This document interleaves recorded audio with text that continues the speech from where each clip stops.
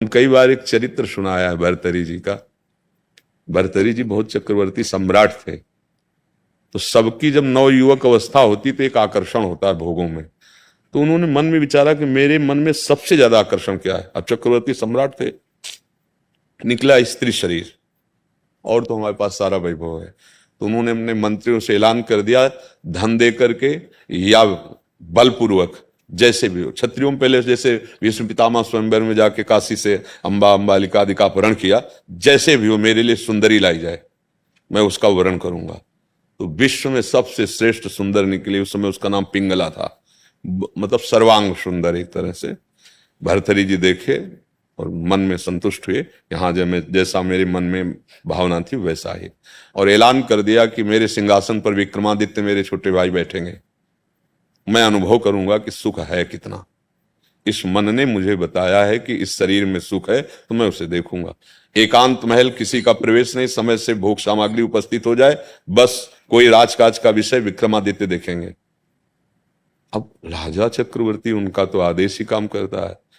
कुछ समय व्यतीत हुआ तो एक दिन पिंगला अपनी खिड़की से बाहर देख रही थी, तो पीछे थी अश्वशाला, जिनमें राजघरानों के घोड़ों की देख रेख। और तो उसका जो सेवा कराने वाला था अश्वपाल, वो बहुत ही सर्वांग पुष्ट और हष्टपुष्ट ऐसे, क्योंकि राज सैनिक था वो। तो पिंगला ने उसको देखा, उसका मन उस पर आ गया।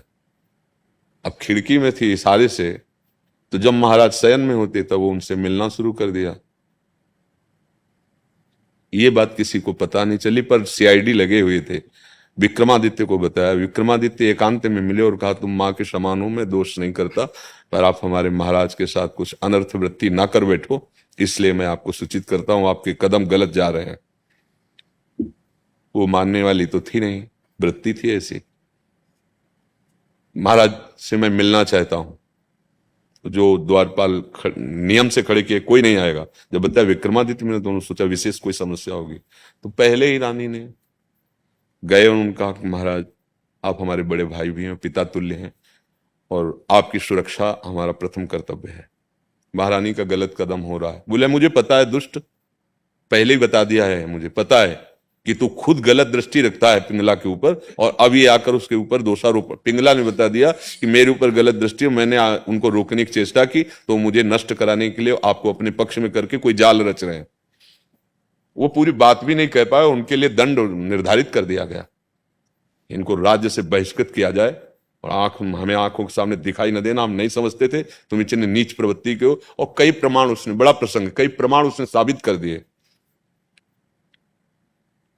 भगवान का खेल बड़ा विचित्र होता है। गरीब ब्राह्मण तपस्या कर रहा था धन के लिए, तो देवराज इंद्र प्रसन्न हुए जब उसका तप पूर्ण हुआ, तो बिना कुछ मांगे उन्होंने एक फल दिया और कहा इस फल को खाने से अमर हो जाता है जीव। वो अंतर ध्यान हो गए। वो सोचा यार गरीब ब्राह्मण, अगर हम अमर भी हो गए तो क्या होगा।